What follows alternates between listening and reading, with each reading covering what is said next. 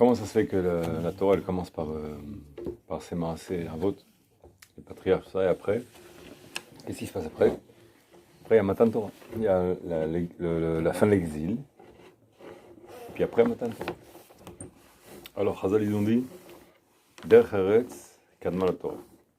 C'est un peu le résumé de l'histoire.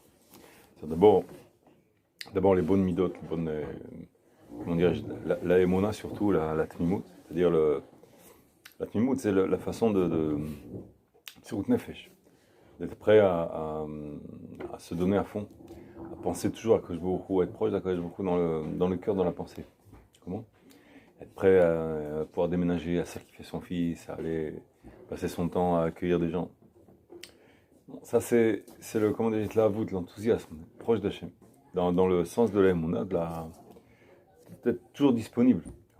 On a parlé ça, on a dit, plus de façon continue, hein, toujours porté sur la pensée envers Hachem, plus on est proche d'Hachem. On arrive à un stade très élevé. Tu te rappelles qu'on avait parlé de ça? Plusieurs fois on a parlé de ça. Et toi tu t'en rappelles, non? Le bataille, une nuit on a parlé ça chez les Français. Bataille, le bataille il ramène. C'était la force de Yaakov Avinu. Yaakov Avinu, lui, il était capable de toujours penser à Hachem, en continuité. Et donc, et d'un côté, c'est excellent, parce que, pas d'un côté, de tous les côtés, c'est excellent. Sauf que Hachem Barach, il voulait faire un travail avec nous qui consiste à faire certaines choses où il faut un certain défaut. Le défaut, ça s'obtient à partir du moment où il y a une descente, une chute des générations, et donc les enfants, les petits-enfants, ils sont moins portés vers Akadosh Baruch Hu. Ils sont portés vers d'autres choses, vers leurs propres intérêts, toutes sortes de choses, pas en méchanceté, mais ils sont éloignés. Et à partir du moment où il y a cet éloignement minimum, Hachem, il peut faire la chute des générations, il peut faire l'exil, il peut commencer à nous éloigner pour après qu'on se rapproche. Bon. Et le but du jeu, c'est qu'on se rapproche. Alors comment on fait ça? Avec Yaakov Avinu, on ne peut pas faire ça. Avec Yitzhak et Abraham, on ne peut pas faire ça. Pourquoi? Parce qu'ils sont toujours en train de penser à Hachem. Alors comment il va les exiler, les rendre loin, et ensuite ils feront tchouva? Ça colle pas du tout, ça va pas du tout. Donc il fallait qu'il y ait d'abord les patriarches, et ensuite une descente génération, l'exil. Et l'exil lui-même, il était possible uniquement à partir du moment où il y a une descente génération. Une chute, pas une descente, une chute. Et à ce moment-là, il y a l'exil qui était possible. D'où on le voit aussi dans le fait que le chidouche de Or HaChaim, il ramène dans le Pérec 47, même Zayn, il y a, à la fin de Sefer Bereshit, c'est écrit que quand Yosef, il s'avère qu'il est vivant, alors qu'est-ce qui se passe quand il s'avère qu'il est vivant? Il s'avère que il dit aussi, viens en Égypte, descends en Égypte. Il y a un Avinu, descends en Égypte, ne reste pas en reste Canaan. Descends en Égypte, laisse tout là-bas, et puis il y a la famine, moi je vais vous nourrir, etc. Oh, alors, Serach Batacher, la fille de Yaakov Avinu, elle va vers son grand-père, et lui dit, oh Dieu c'est frère. Et ils lui ont dit, ça fait déjà 22 ans que Yaakov Avinu, il pense qu'il est perdu, Yosef. D'un coup, il faut lui dire qu'il est vivant. Et Chachamim me disent, il y a 3 choses qui peuvent tuer une personne. Tu connais ça? Une des choses, c'est une bonne nouvelle. Il y a bonne nouvelle, mauvaise nouvelle. Et ouais, une bonne nouvelle aussi. Parfois, trop bonne nouvelle, oui, ça peut tuer. Hein. Ben oui. Alors, le mec, il est choqué. Il avait choqué pendant 22 ans, tous les qui sont foutus vivants. Mais maintenant, c'est pour. Et elle a eu le droit au Gan Eden pour ça, elle était vivante. Pas le Gan Eden, elle a eu droit. Quand il lui a annoncé ça, alors attends, quand il lui a annoncé ça d'une belle façon, Yaakov Avinu était tellement content, il l'a béni que l'ange de la mort n'aurait pas d'emprise sur elle. N'aurait pas d'emprise. Ça veut dire quoi? Ça veut dire qu'elle est restée vivante. Le Midrash il raconte que même du temps du roi David, elle était encore vivante. Où? Au ciel? Non, sur terre. Ah bon? Oui. Qui c'est qui a trouvé le corps de Yosef? Mon cher Abbé, non? Ah, oui. Ils étaient en train de chercher le corps de Yosef, oui, j'ai entendu. et ils ne le trouvaient pas. Tout le monde était occupé à ramasser les trésors et tout ça. Et Moïse, entre-temps, lui, qu'est-ce qu'il faisait? Il cherchait le corps de Yosef. Pourquoi? Ashbea Ishbia, Ve'aletem tatmotai mizeh. Il nous a fait promettre, jurer qu'on sortirait d'Égypte, mais avec ses ossements. Et sortez pas d'Égypte avant mes ossements. Et donc il cherchait les ossements pendant plusieurs jours, il cherchait les ossements, il les trouve pas. À ce moment-là, Sarah Batacha, elle lui dit, tu veux savoir où sont les ossements? Elle dit oui. Et elle s'en est rappelée, elle s'en est rappelée, elle était évidente. Alors il lui a dit à Moïse, c'est plus tard, Yosef. Il y a eu, après, comment dirais-je, Lévi, du temps de Lévi, ensuite Kehat, tout ça, 3 générations se sont écoulées. Et Moïse, entre-temps, il a eu 80 ans, donc beaucoup de temps s'est écoulé. Et là, elle lui a dit, il est dans le Nil, et là, il a pris le tas, c'est-à-dire l'espèce de... Ouais, celui que Micha, il a récupéré, et là, il y a marqué dessus, allez chaud. Il a jeté dans le fleuve, et il est sorti le cercueil de Yosef. Mais il lui a dit, le Midrash raconte, il lui a dit, et Gazman Geulaten, le temps de la Géoula est arrivé. Alors viens avec nous, et sinon on va être obligé de partir sans toi. C'est-à-dire qu'il ne peut pas aller au-delà de ses possibilités. Et là, il est monté le cercueil de Yosef, ils l'ont pris. Entre-temps, il y a une histoire que le Rav Yosef il raconte. Il aime bien cette histoire-là. Histoire drôle. Il dit il y avait un grand-père. Ce grand-père-là, il s'ennuyait, retraité, il a plein de petits-enfants, il n'y a plus rien à faire.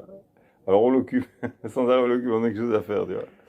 Et qu'est-ce qu'il fait pour s'occuper parfois aussi? Il joue au loto parfois. Une fois de temps en temps, il joue au loto. Bon, il gagne jamais. Et puis tout d'un coup, on reçoit un téléphone. Le gros lot. Qu'il a gagné le gros lot. Wow, des millions. Tu vois. Alors ils se sont dit, les enfants, bon, ils étaient honnêtes, c'est pas qu'ils veulent l'argent pour eux. Mais il dit, mais si on dit à grand-père qu'il a gagné, il peut avoir une crise cardiaque. Il peut le tuer. Comment on va faire? Et tu sais ce qu'on a fait? Il a gagné tellement d'argent. On va prendre un psychologue. Et le psychologue, lui, il va lui annoncer la nouvelle. Il va nous dire comment faire. Bon, le psychologue, il le rencontre. Il dit, d'accord, laissez-moi faire. Il le rencontre plusieurs fois, il lui raconte des histoires. Et puis au bout de la 3e, 4e fois, il s'habitue à lui. Il dit, dis-moi, grand-père, si tu gagnais au loto, je sais pas, disons 200 chèques, qu'est-ce que tu ferais? Je prendrais la grand-mère, je prendrais 2 petits-enfants, on irait s'acheter une glace là-bas, et puis voilà, c'est tout. Ah bon, il change de sujet. Après, il me dit, bah, si tu gagnais, je sais pas moi, si tu gagnais 10 000 shekels, 10 000 shekels, bah, qu'est-ce que je ferais? Ah, et tu sais quoi? On irait passer une nuit à l'hôtel avec tous les petits-enfants, restaurant, comme ça, on passerait un bon moment. Voilà, bah, au Hachem. Ah, très bien, Après, il dit, et si tu gagnais 100 000 shekels? Ah, tu commences sans arrêt la même question. Je sais pas, moi, qu'est-ce qu'on ferait? On ferait une virée, un truc, sur un yacht, n'importe quoi. Bon, après, bon, il voit qu'il en a marre, le grand-père, il dit, et si tu gagnais, je sais pas moi, 3 millions de shekels? Rien que pour que tu me lâches, je te les donnerai à toi et que tu me laisses tranquille avec la question. Et le psychologue, il est tombé raide mort par terre, il l'a enterré. Le psychologue, c'est lui qui est mort comme ça. Alors, donc on dit, Chazal, ils disent, la bonne nouvelle, elle peut tuer. Le psychologue, tu me lâches, allez, voilà. C'est bon, c'est bon. Alors, il fallait annoncer la nouvelle à Yaakov. Donc, ils ont dit à Sarah, c'est toi qui vas annoncer la nouvelle. Eh bien, ils chantent, oh Dieu c'est vrai, oh Dieu c'est vrai, oh Dieu c'est vrai, tout doucement. Puis tout d'un coup, et le passage qui dit, Batahi Ruach Yaakov. L'esprit divin, le Ruach HaKodesh, elle est revenu. Il dit, tu m'as rendu joyeux. Et par l'esprit divin, il a retrouvé aussi, il a compris qu'il était vraiment vivant. Il y a aussi une autre idée par rapport à la joie. Abraham Avinu a sauvé son fils parce qu'il était heureux. J'explique. Quel fils? Yosef? Abraham Avinu. Ah, Abraham Avinu, pardon. Yitzhak. Il a 2 enfants, mais c'est Israël son fils. Shalom Shani. Où j'en étais? Il a sauvé son fils parce qu'il était joyeux. Très C'est vrai. C'est qu'un prophète, il peut percevoir, il peut capter la prophétie. Une des clauses, des tnaïs, c'est qu'il soit heureux, soit joyeux, pardon. S'il n'est pas joyeux, s'il est triste, il a aucune prophétie. Alors, au début, parce que toutes les paroles qu'on entend, non, c'est vrai, il y a un marché dans le temps. C'est la prophétie. Tu amèneras ton fils, ton unique fils, ton fils que tu aimes, tu le montreras en Ola. Donc il était quand même content, il était heureux. Et après, on aurait pu penser qu'une fois qu'il s'apprêtait à le sacrifier, il aurait un peu de peine quand même. Il était au contraire encore plus heureux. Comment on le sait ça? C'est qu'il a pu entendre la voix de l'ange dire arrête, ne touche pas à ton fils. S'il serait triste, il n'aurait pas capté l'ange. Il n'aurait pas entendu l'ange. Il l'aurait tué. Et là, on apprend que la joie, c'est terrible. C'est un rabbi qui a dit ça, je ne me rappelle plus lequel. Je trouve ça très joli. Parce qu'il était heureux, il a sauvé son fils. Autrement, il l'aurait tué. Il n'a pas entendu, il ne serait pas en mesure de capter la prophétie. Stop, ne le tue plus. Très bien. C'est très Alors, joli. donc, Yaakov, quand il a entendu ça, il est descendu en Égypte. À ce moment-là, il est descendu en Égypte. Et à ce moment-là, il y a un passouk qui ramène le fait que Yaakov, il a pris tous ses enfants et tous ses arrière-petits-enfants, ses petits-enfants. Enfin, toute la descendance. Ils étaient un peu moins que 70. Oui, c'est 69. Ah, le 70, c'est le compte avec Il y avait Yocheved qui est né sur la muraille, Oui. et en plus il y avait Yosef avec ses enfants de ça, donc c'était si moins que 70. Oui, tout à fait. Et quand ils sont descendus donc, ce passouk-là, dans le Perek Memzaïn, il ramène que Yaakov il a pris Ito, c'est-à-dire avec lui, et une liste, ses enfants, et ensuite, encore une fois, Ito. Encore une fois, c'est écrit avec lui, plusieurs fois c'est écrit avec lui.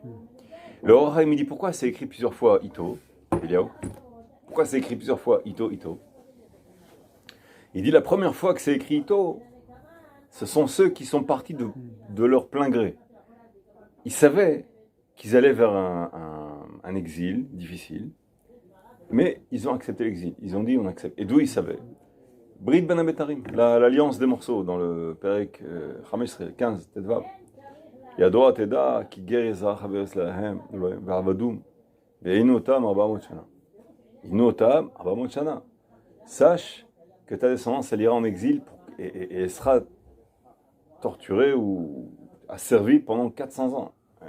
C'est plus que ça.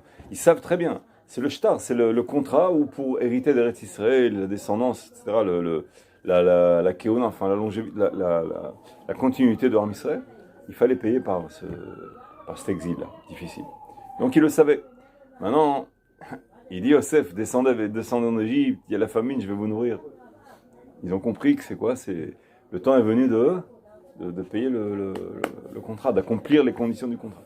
Alors, les premiers, ils ont accepté, ils savaient.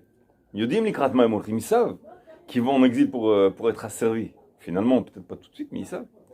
Ils ont dit, on accepte. Baruch Hashem, be'ahavam kablim. Avec amour, ils acceptent. Ils savent que c'est la décision de Dieu. Ils acceptent. Mais le deuxième mytho, après, il y a une autre liste. Et ceux-là, c'est les petits-enfants, et ça, la chute des générations. Et ceux-là, ils n'étaient pas d'accord. Ils savaient aussi qu'il fallait être asservi. Alors justement, comment être asservi? Pourquoi faire? On est bien ici. Peut-être qu'il y a un autre moyen de s'arranger. Peut-être. Je ne sais pas ce qu'ils ont dit. Mais ils ne voulaient pas y aller. Jusqu'au point, le Or HaChaim dit, où il les a obligés. Il les a forcés à venir. Parce qu'il ne voulait pas venir. Comme il a accepté le din, tout d'un coup, il rentre chez lui. Sa femme, tout de suite, où tu étais? Qu'est-ce que tu as fait comme ça? Et lui, il veut répondre. Et d'un coup, il se dit, mais pourquoi je veux répondre? Je sais très bien pourquoi il me fait ça. Alors il se tait. À la fin, il voit qu'il se tait, bon, peut-être qu'il est fatigué. Après, une deuxième, troisième, 4 fois. À la fin, il lui dit, bon, allez, merci pour ce que tu me fais. C'est-à-dire quoi, merci? Parce qu'il comprend qu'elle est là pour lui, elle est là. C'est pas pour se venger. Ah, il dit, tu sais quoi, allez, merci. C'est quoi, merci? Elle veut un partenaire, tu sais. Comment dirais-je, les boxeurs, s'il n'y a pas de... Si on dit se laisse faire, c'est pas du jeu. Il dit, c'est quoi, merci? Ça veut dire quoi? Qu'est-ce qui s'est passé? Non, merci, quoi. Ça veut dire quoi, merci? Bon, c'est rien, à la fin. Non, raconte-moi. Après, il raconte tout. Il a dit, voilà, j'étais chez le rap, comme ça, il a dit. L'ancienne vie, c'est moi qui t'ai fait la mort. Voilà, c'est pour ça que... Il m'a dit que c'est pour ça que tu es dur avec moi. Elle a entendu ça. Du jour au lendemain, elle a arrêté de lui faire la mort. Lui, il était, comment dirais-je, il commençait à être heureux, tu vois. Et puis, à travers la discussion, elle lui dit, dis-moi, tu crois qu'en te faisant la mort, je vais t'envoyer au Gan Eden? Tu crois que ça marche comme ça? Il dit non, je te ferai plus la mort. Je te ferai plus la mort. Comment dirais-je? Voilà, comme ça, je veux pas qu'il parte comme ça, réparer. Je vais être gentil maintenant. Tu comprends? T'inquiète pas. Wow. Lui, il entend ça. Il dit, qu'est-ce qu'on fait, man? Bon, il rentre à nouveau chez le Rav. Il dit, maintenant, qu'est-ce qu'on fait? Il voit le Rav, il dit, moi aussi. Comme ça. Il dit, écoute, t'inquiète pas. Dans le ciel, ils t'ont, comment dirais-je? Ils t'ont cédé, c'est-à-dire ils ont effacé le din. Il dit, oui, ils ont effacé le din, je veux bien. comment dire, ma réparation. Où est ma réparation? Il dit non, attends, Toukan. Dis quoi, Toukan? Il dit, tu as accepté avec amour le décret divin, ça t'a réparé. C'est comme si tu avais vécu toute ta vie dans la douleur. Tu comprends? Et le Rav Chaim, il appelle ça, il dit, Sama dit Soré Kiboulé. Sama, Sam, le médicament. Sam, en hébreu, c'est le médicament. Oui. Yesouré, c'est les sourim, les épreuves, les douleurs. Kiboulé. Kiboulé, les recevoir. C'est-à-dire, le médicament des épreuves, c'est de les recevoir. Quand il les reçoit, voilà, bras ouverts, d'un coup, les épreuves, elle dit, ça y est, j'ai plus de raison d'être maintenant. Donc, elles s'effacent d'elles-mêmes, elles fondent et puis elles disparaissent. Vraiment. Et le Rav Chaim ramène ça, il dit, voilà, tu vois que jusqu'au dernier de la génération, c'est qui dit le dernier, c'était Lévi, le dernier qui est resté vivant. Il a vécu plus que tous les autres. Jusqu'à ce que Lévi soit vivant, tant que Lévi était vivant, la servitude, l'asservissement, l'esclavage, il n'a pas commencé. Et pourtant, le chronomètre, il a commencé à compter. Besrout Lévi. Comment? Et le jour où il est parti, tac, Yaakov, Melech Hadash, Shalada et Yosef, ils ont commencé, ils ont commencé à tuer, jeter les enfants, etc. Tu comprends? Et regarde jusqu'où ça va. Non seulement Lévi, il a pas subi l'esclavage, mais bien plus que ça. Tant qu'il était vivant, même les autres, tant qu'il était lui vivant, grâce à lui, il n'y avait pas d'esclavage sur n'importe qui, sur personne. Donc il était, comment dire, à lui tout seul, il avait le mérite de ce route qu'il n'y a pas eu encore l'esclavage en Égypte, tant qu'il était vivant. Comme ça, il dit le Rav Chaim. Jusqu'à quel point, tu comprends? Et donc tu vois que quand il y a une émouna forte, comment dire, c'est un écran bouclier, un écran qui repousse l'exil. On peut pas, Hachem, il ne peut pas faire l'exil. Et lui, il était inférieur à Yaakov. Et donc, tant que Yaakov est vivant, tant que Lévi était vivant, impossible. Il ne peut pas faire l'asservissement, l'esclavage. Il ne pouvait pas faire Hachem Yitbarach. Il fallait que ces générations-là, elles partent. Tu comprends? Donc, dans un sens, c'est pas bien qu'il y ait l'éloignement d'Hachem, mais dans notre Hachem Yitbarach, il voulait, le Bataïn, il écrit ça. Il dit le Soug Avoda, le genre de travail qu'il voulait Hachem Yitbarach, c'était le travail d'après la chute des générations. Donc il avait besoin de ça, entre guillemets, pour faire pour la vitamine dont Hachem Yitbarach voulait. Je n'arrive pas à comprendre ça. Mais il voulait, apparemment, puisqu'on s'éloigne, Sheva Ipol Tzadik Vekam. Il voulait qu'après s'être éloigné, on se relève. Il veut ça. D'accord. Et Chazal, il donne sur ça, il donne comment ça s'appelle, toutes sortes de paraboles. Comme la parabole, je vous ai déjà raconté, sur la geôle, qui est le donjon qui était en souterrain, et eux, c'était les vrais héros, etc. Tu comprends? Et le géant qui est géant, mais il y a un petit nain qui monte sur sa tête, et qui lui, il est plus haut que lui, parce qu'il tient sur le géant. Et donc ça, c'est les dernières générations. Et on a expliqué aussi déjà, dans les derniers shiurim, on a expliqué qu'en fait, le but, la finalité, c'est justement les dernières générations. Et que les premières générations... C'est nous. Les générations de Bereshit, tout ça, avec les Avot, les parachutes qu'on aime autant, etc. En réalité, le Rav Israël Ugassi l'explique que c'est une préparation. Bien sûr, ils sont beaucoup plus forts que nous, beaucoup plus grands que nous. Mais si tu veux... méritants. Oui, mais le fait d'être éloigné, de revenir dans l'obscurité. Maintenant, les rabbanim, un par un, ils partent. On n'a presque plus de phares. Tu comprends? On a toujours quelques-uns. Mais ils sont partis, tous les grands, tous les géants. Pratiquement, ils sont partis. Rav Eliashiv, Rav Ovadia Yosef, Rav Kadouri, ils sont partis. Les géants, mais ils sont des stars. Starim. Les géants, ils sont partis. Ils sont des stars. Starim, oui. Mais ils ne sont pas là. Mais on les a quand même. Oui, mais tu veux poser une question maintenant. Qu'est-ce que je fais? On fait la bracha, on ne fait pas la bracha? Qu'est-ce qu'on fait? La femme, elle peut se marier, elle ne peut pas se marier. Il n'y a plus Rav Ovadia Yosef pour qui... On a pris doublement, on aura des réponses. Pour qu'il autorise à 8 ou 900 veuves de se remarier. Quand leur mari, ils sont morts à la guerre. Il n'y a plus ça. Où ils sont partis, ces géants-là? Ils sont partis, il est phare. On est, nous, restés dans l'obscurité. Tu vois, l'exil. C'est pour ça qu'on est plus méritant. On est plus méritant. En ce sens-là, il y a ce mérite spécial. Ça fait monter la émouna, ça fait monter la tfila. Ça fait monter davantage, je crois. Donc, d'un côté, on regarde les premières générations, les premières parachiotes, avec une nostalgie, c'est-à-dire... On n'arrive même pas à comprendre qui c'est ces géants-là, c'est pas Patria, c'est Hatzom, c'est des géants, tu comprends? Mais d'un autre côté, il ne faut pas non plus avoir un avapsoula, cette modestie qui est pas forcément bonne dans tous ses sens. Il faut savoir que bien qu'on soit infiniment inférieur à eux, malgré tout, on a un rôle très essentiel à remplir. il faut le remplir, et pour ça, il faut se servir de ces parachutes, de cet exemple de ces patriarches-là. Il faut se servir d'eux. Et c'est pour ça qu'eux, entre guillemets, c'est écrit dans les parachutes, avant Matan Torah, avant l'exil, ça, c'est pour qu'on se serve de ça. C'est notre phare. Et c'est comment dirais-je, nous, on vit dans une génération où tout va dans le contraire.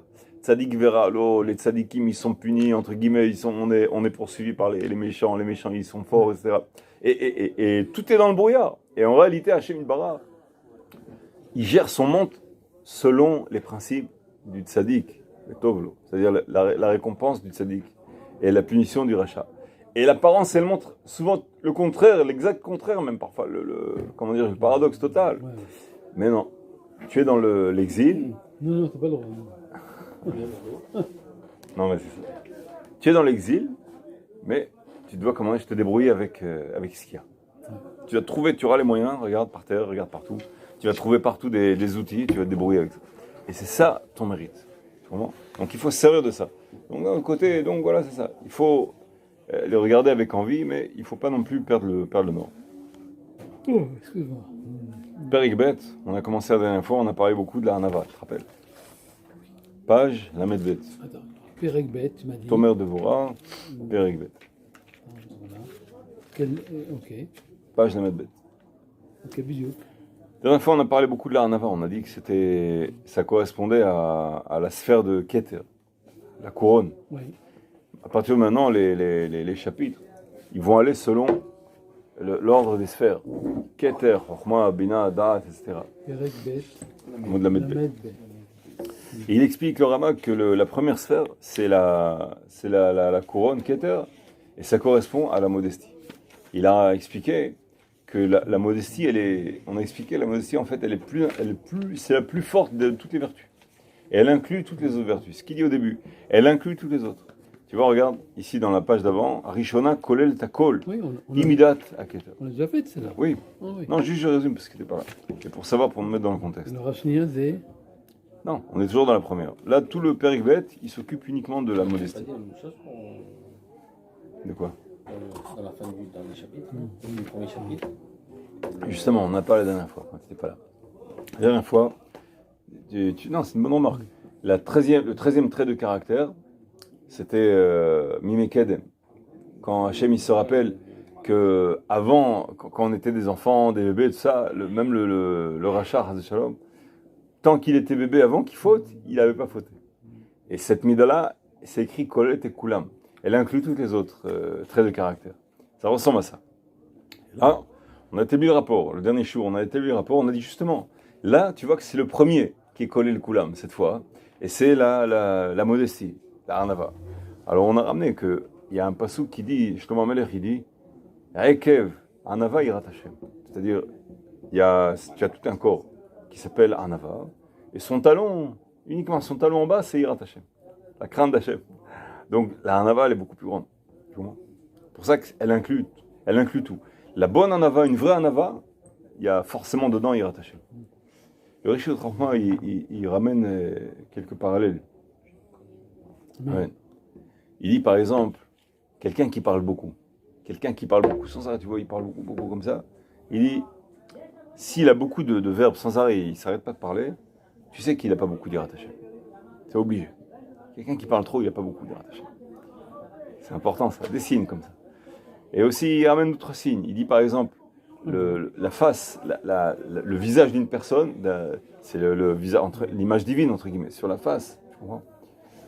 La face d'une personne, ça a été fait pour avoir honte. C'est là que, comment dire, une personne qui a la honte, tu le vois sur son visage. Une personne qui n'a pas la honte, tu vois, elle a des comment dirais-je, un faciès un peu particulier. Elle baisse pas les yeux, elle tient le duel des yeux, des regards comme ça, tu comprends ? Alors ça aussi, c'est une question d'Hanava. Quelqu'un qui a la honte, à ce moment-là, c'est un signe important de Hanava. On a ramené une Gemara où il y avait un Chacham qui a été à Bavel. Il a trouvé une famille où il y avait un jeune qui était le fils d'un Chacham. Il n'était pas marié, il avait, je sais pas, 20 et quelques. Comment tu n'es pas marié ? Il dit, je veux bien me marier. Alors pourquoi tu ne te maries pas ? Il dit, j'ai peur, je crains qu'il y ait des mauvaises relations. C'est-à-dire que parfois, il y a eu, Dieu préserve, des problèmes généalogiques. Des choses qui s'est passées et le gène, il n'est pas pur. La jeune fille, je ne sais pas d'où elle vient, tu comprends? Bon, on dirait que c'est la fille de son père et sa mère, mais on va savoir. Yahoussin, tu comprends l'allusion? Tu comprends pas? Il y avait parfois des problèmes de mœurs, ou des tromperies, etc. Et alors il se dit, ce jeune, il dit, je ne sais pas comment je sais si je vais tomber sur un chidour d'une jeune fille, qui est d'une généalogie propre. Comme ça, il lui a répondu. Le Rav, il lui a dit, il n'a pas eu peur. Il lui a dit, ah, c'est ça ton problème? Nous, on a le même problème aussi en Eretz Israël, je lui ai dit. Il dit, ah bon, et comment vous faites? Et quoi, on ne se marie pas pour ça? Il dit, écoute, très facile. Quand tu vois la jeune fille, si tu vois que, comment dirais-je, quand quelqu'un la graisse un peu, lui parle pas d'une façon respectable, tu comprends? Tu vois qu'elle est, comment dirais-je, elle lui répond pas tout de suite. Ah, elle est pas pigeonne celle-là, tu comprends? L'onisharet hayevet, c'est-à-dire toujours il faut qu'elle redonne une réponse n'importe quoi. Elle est forte, elle est costaud. Si tu vois qu'elle est costaud, laisse tomber. Mais si tu vois qu'elle est, comment dirais-je, elle est timide et elle se laisse un peu vexer sans répondre, ça veut dire que son yéhous, il est propre. C'est-à-dire que tu sais que ses parents, ils ont été juifs, il n'y a pas eu de tromperie, il n'y a rien eu du tout, tout est pur. Tu comprends? Donc c'est lui, l'un des 3 caractères de Ram Israël, ils sont baïchanim.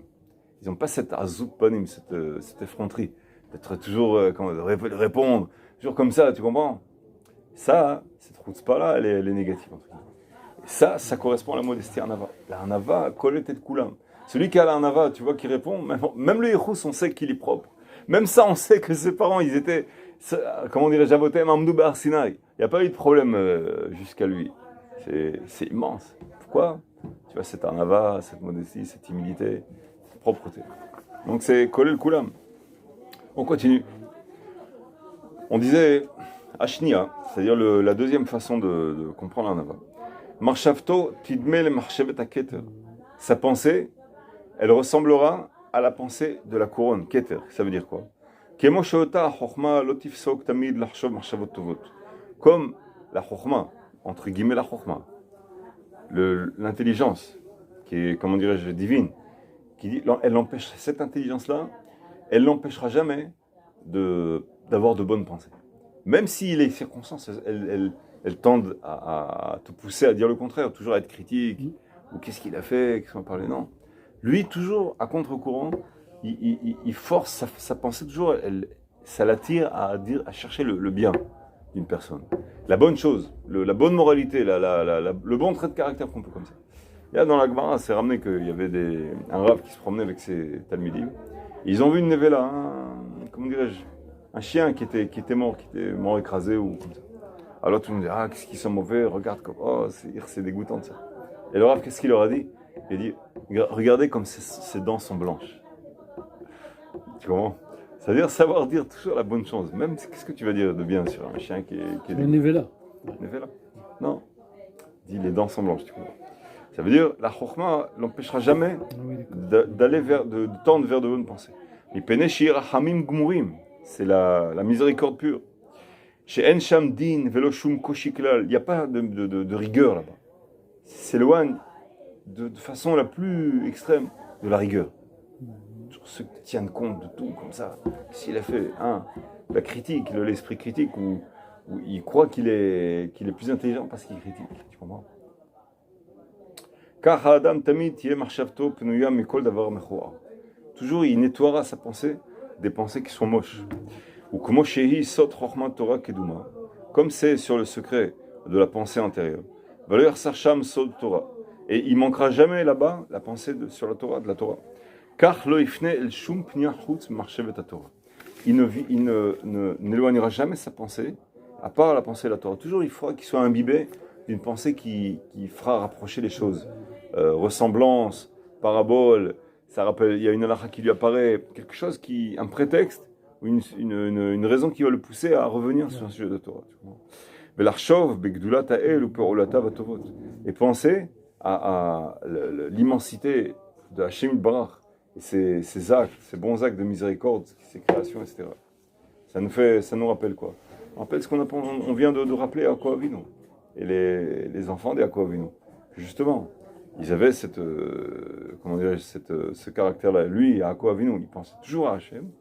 Et à cause de ça, ou grâce à ça, plus exactement, Hachem, il ne pouvait pas faire l'exil sur lui. Il ne pouvait pas faire avoir emprise sur lui. C'était impossible. Comment? Velétiv et faire le bien aux autres, etc. Klalosh d'avoir, en règle générale. Lo yikenes zar ou batel b'marchavto. Une pensée étrangère. C'est quoi une pensée étrangère? Il ne laissera pas les pensées étrangères entrer. Une pensée de mauvais penchant. Comment dirais-je? Juger son prochain sur le mauvais côté. Ah, il est en retard, c'est un flemmard, c'est un paresseux, comment dirais-je? Il nous méprise, c'est du mépris. Pourquoi il vient tard? Il nous respectait, il viendrait à l'heure. C'est quoi ça? Tu comprends? Alors, ce sont des choses qui sont logiques, entre guillemets. Il y a une emprise sur une certaine logique, c'est pas des choses qui sont... Justement, parce que c'est logique et que c'est possible, lui, il éloigne. Alors, il donne les kafzerkout. Il dit non, on va savoir ce qui s'est passé. Peut-être qu'il avait un incident, peut-être qu'il a oublié, peut-être qu'il est fatigué, peut-être, je sais pas moi, on l'a attrapé, sa fille, Coupatrolim, il doit l'emmener chez le médecin. Mille et une choses, que ça ne nous arrive jamais, tu comprends. Et la Mishnah dit, Venifraim Adam medarato veshalom medarato. Tu sais ce que c'est? Nifraim Adam medarato veshalom medarato. On s'acquitte d'une personne, medarato, de sa conscience, veshalom medarato, et de son inconscience. C'est-à-dire, ça veut dire quoi ça? Décide-toi, si c'est de son inconscience. Non, mais pourquoi elle dit la Mishnah dans Pirkei Avot? Venifraim Adam, on s'acquitte de la personne de sa conscience et de son inconscience, et pas de sa conscience. C'est paradoxal. Alors le Rav Arush, il explique ça. Il dit, quand une personne elle monte au ciel, on invente une parabole. Disons qu'elle fait la queue et il y a une ou deux personnes avant qui sont jugées. Elle attend son tour. Et entre-temps, il y a un juge qui rentre. Et tu sais, il y a encore le temps jusqu'à ce que ce soit ton tour. Tu sais quoi? Je vais te montrer un film maintenant, tu vas me dire ce que tu en penses. Parce qu'il y a un juge qui est malade. Bon, enfin, tu vas le remplacer, c'est pas grave. Il lui montre un film. Tu vois une personne qui grandit comme ça, qui va à l'école, et puis qui fait des bêtises à droite à gauche, t'inquiète sans coup, et puis qui ment un peu à son père, à sa mère, et puis après qui fait une bonne mitzvah, puis après il fait une faute, après une mitzvah, enfin, toutes sortes de choses, quoi, du grand dans la vie d'un homme normal, mais qui grandit, etc. Après, il vient à la fin, il me dit, qu'est-ce que t'en penses? Il dit, bah, c'est une personne pas mal, bon, elle a quand même certains défauts, mais enfin, elle est bien, elle a fait des bonnes choses, mais elle a fait quand même de mauvaises choses. Quoi? Quelle bonne chose? Elle a fait ça, mais d'un autre côté, elle ment ses parents, elle fait ci, elle fait ça, elle est bon. Voilà quoi, il y a à boire et à manger. Comme ça. À la fin, le juge lui dit, c'est toi cette personne. Comme dans l'histoire de Kifsat Arash, comment dirais-je, la génisse, le Kifsa, du pauvre, dans l'histoire de David Amelech, avec la parabole de celui qui était riche, qui avait un troupeau. Il a été voir justement la génisse du pauvre, et c'est celle-là qu'il a pris. Et le pauvre, il mangeait avec sa génisse, sa chèvre. Il dormait avec, il se réchauffait avec elle. Il aimait sa chèvre, etc. Et c'était sa compagnie, quoi, disons. Il a une chèvre, c'est tout ce qu'il a. Et le riche qui a plein, il a des troupeaux immenses. Il va prendre cette chèvre-là, et comment dire, il a eu des invités, et c'est celle-là qu'il a fait shrita, il a mangé là. Alors le prophète Nathan, il a raconté ça à David.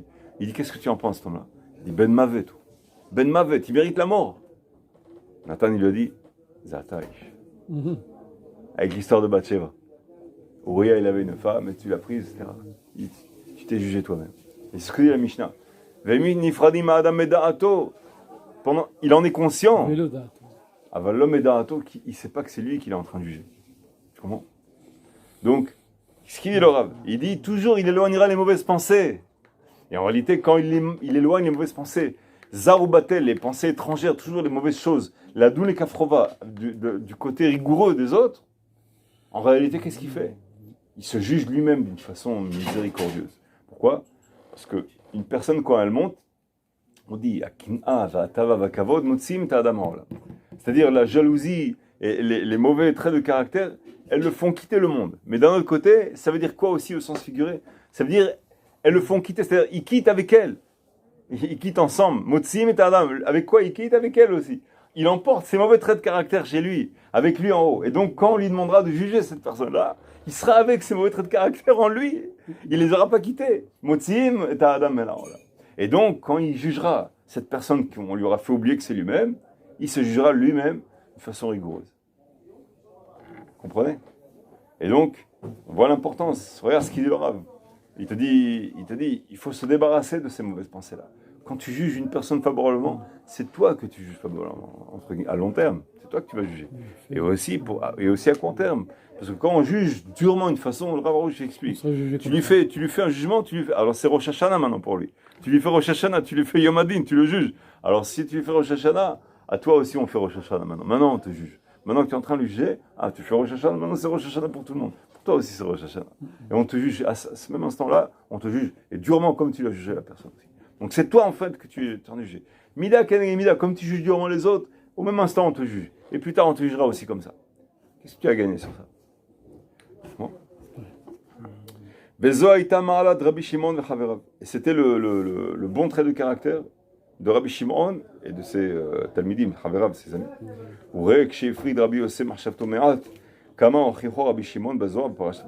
Il y a un maasé là-bas où l'un des Talmidim, Rabbi Yossé, il s'éloigne un peu d'être toujours, comment dirais-je, dans les pensées proches d'Hachem Barach, quelque chose de léger. Rabbi Shimon, il a réprimandé sur ça. D'accord? Continue. C'est pas, il est pas très...